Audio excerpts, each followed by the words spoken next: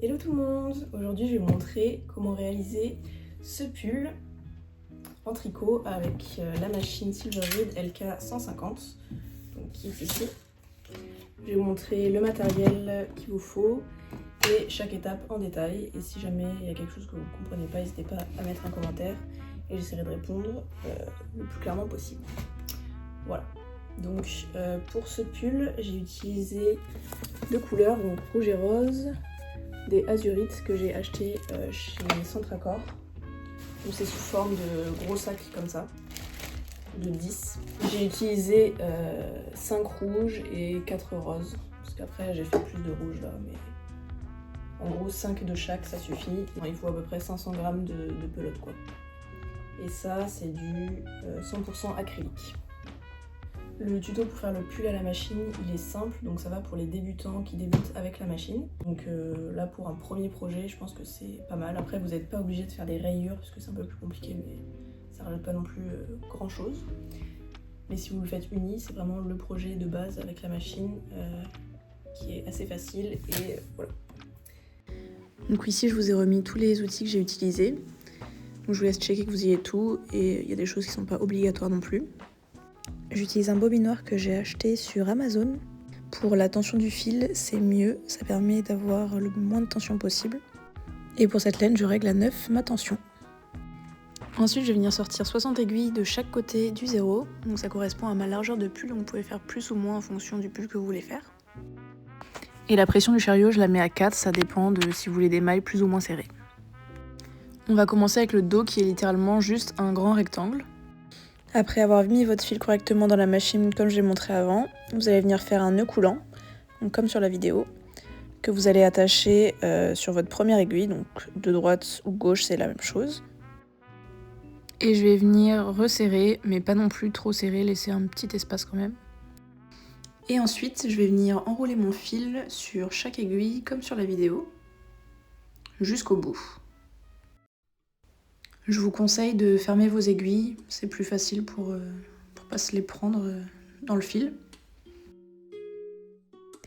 Donc une fois que vous arrivez au bout, ça devrait donner ça. Donc vous faites passer votre fil dans le chariot et vous vérifiez que le fil passe bien aux mêmes endroits que moi sur la machine. Et mettre le compteur de rang à 0. Avant de commencer, je décale toujours un petit peu mes aiguilles un peu plus au fond pour être sûr qu'elles soient bien prises. Je règle le chariot sur 2 et triangle et je vais pouvoir venir faire mon premier rang, qui est un petit peu difficile. Le premier rang, c'est toujours... faut un peu forcer, mais c'est normal. Vérifiez bien entre chaque rang les aiguilles aux extrémités, et vous allez faire comme ça 10 rangs, qui correspond à la longueur des côtes. Donc on se munit de son crochet et on va venir détacher une aiguille sur 2, donc on a juste à pousser et tirer, ça s'enlève. Il faut piquer dans la première boucle et défaire avec le doigt. Et ensuite, il faut remonter les mailles, mais du coup à l'envers, c'est ce qui donne l'effet côtelé. C'est juste remonter la maille, mais dans l'autre sens. C'est pour ça qu'on fait 1 sur 2. Et ensuite, on la raccroche à son crochet en haut. Donc je remonterai sur celle suivante un peu mieux. Donc là, on voit bien la boucle dans laquelle il faut piquer, donc c'est la première. Quand on tire un peu dessus, on voit. Là, on peut décrocher tranquillement notre autre aiguille. Faire avec le doigt. Et on va pouvoir remonter à l'envers du coup. Hop, on tient avec le doigt là pour que ce soit bloqué. On attrape la suivante, on tire et on fait ça jusqu'en haut. Donc pour cette étape, il faut éviter de trop tirer sur notre projet parce que ça risque de décrocher les autres aiguilles. Et bien penser à quand on raccroche à l'aiguille, de bien repousser les curseurs au fond pour qu'ils soient à peu près tous tendus et que ça sorte pas.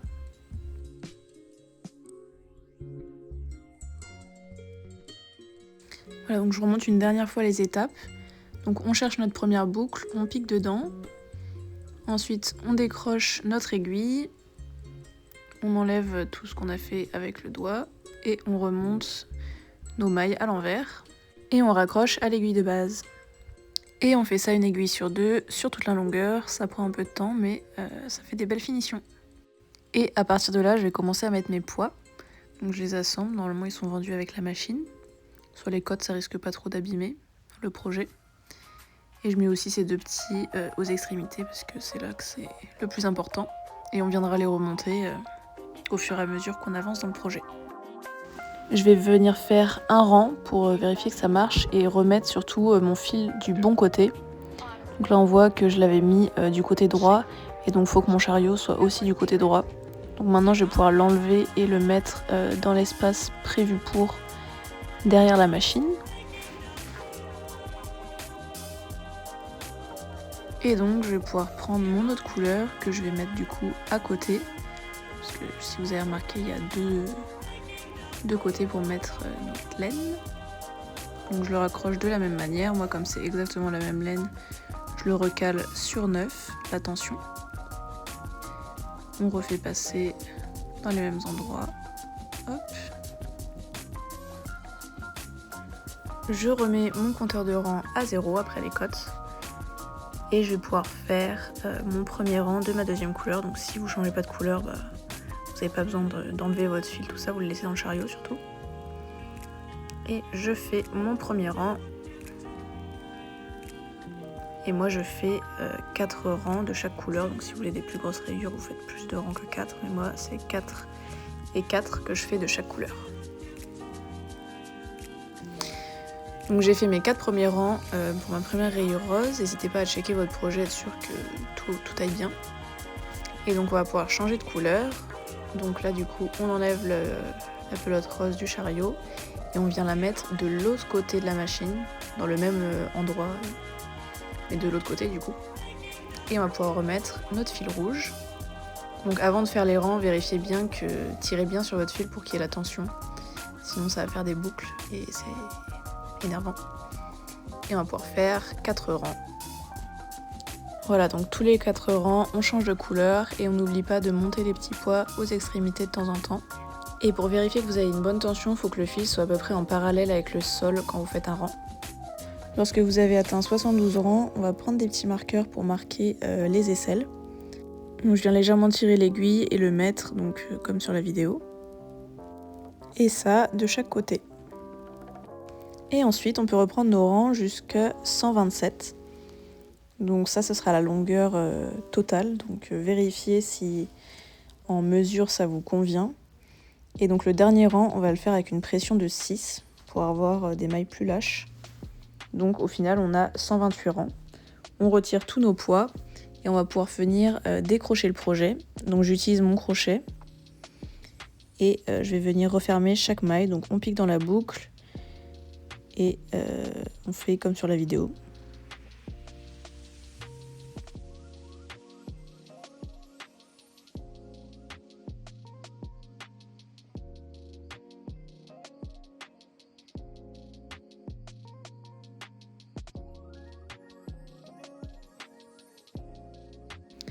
Quand on arrive à la fin, on pique dans la dernière et on va quand même venir prendre le fil pour faire une dernière boucle, couper et tirer.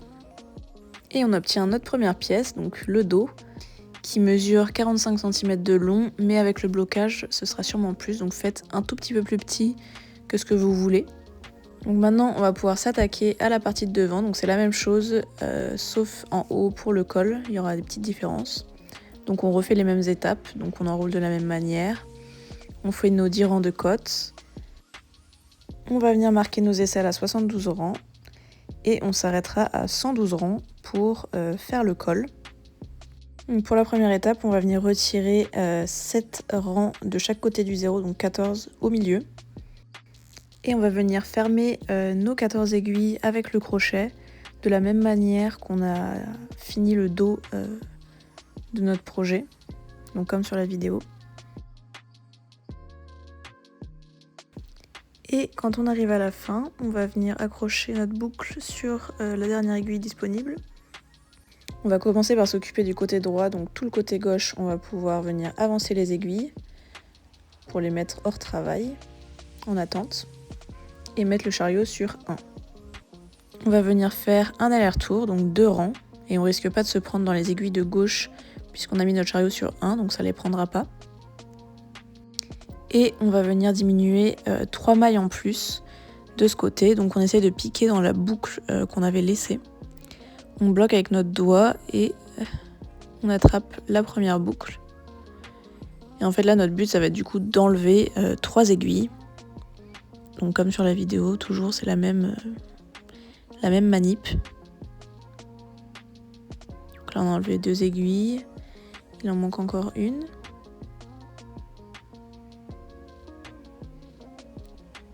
Mais on vient pas rattacher direct 2 aiguilles, on finit celle-là en la laissant dessus du coup.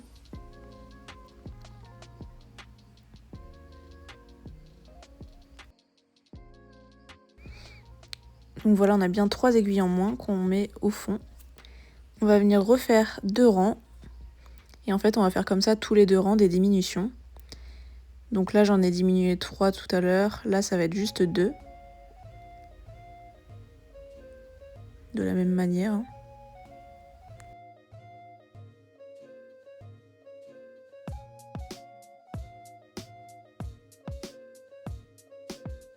Et donc je vais vous mettre écrit toutes les diminutions qu'il faut faire jusqu'à atteindre du coup le même nombre de rangs qu'on a pour le dos pour que ça fasse la même hauteur. Et si vous voulez une ouverture de col plus grande, il suffit juste de faire plus de diminutions. Et quand on atteint 127 rangs, on s'arrête là pour mettre notre dernier rang à pression 6 sur notre chariot pour pouvoir du coup décrocher notre côté droit. Donc on décroche de la même manière qu'on a fait pour le dos et on va toujours vers le fil, donc vers le chariot.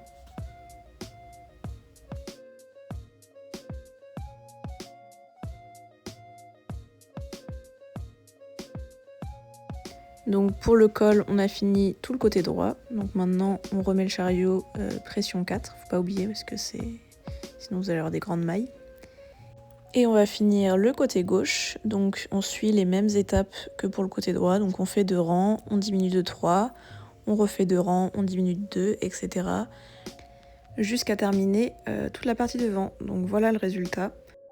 On a notre panel de dos et notre panel de devant, et on se retrouve pour le col et les manches dans la partie 2.